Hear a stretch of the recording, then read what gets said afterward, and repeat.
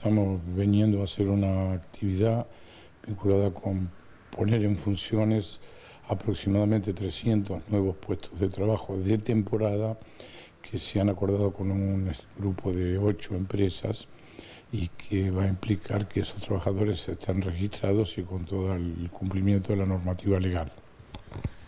Por la fecha, si quisiéramos esbozar un balance de lo que ha sido el trabajo respecto al empleo en la provincia de Buenos Aires durante el 2014, ¿por dónde podríamos comenzar? Bueno, yo diría que el balance es positivo.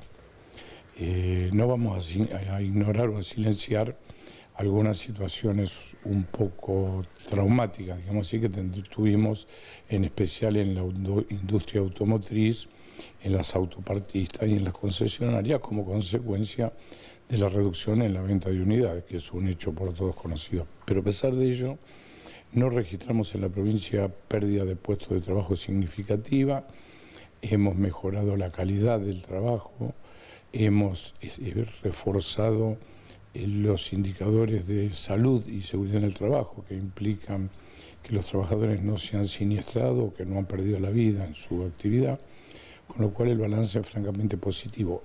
¿En qué situación se está respecto a las paritarias?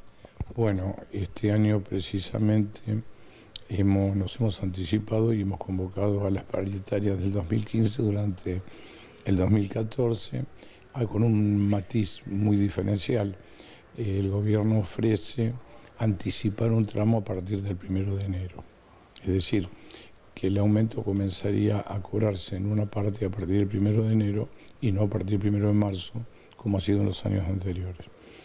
En este sentido hay una oferta que está siendo evaluada, estamos discutiendo detalles, matices, problemas, y está convocada una comisión técnica para el 6 de enero, donde somos optimistas de que creemos que podemos arribar a un acuerdo, por lo menos a un primer acuerdo para el tramo enero-febrero y seguir discutiendo cuál va a ser el aumento a partir del 1 de marzo.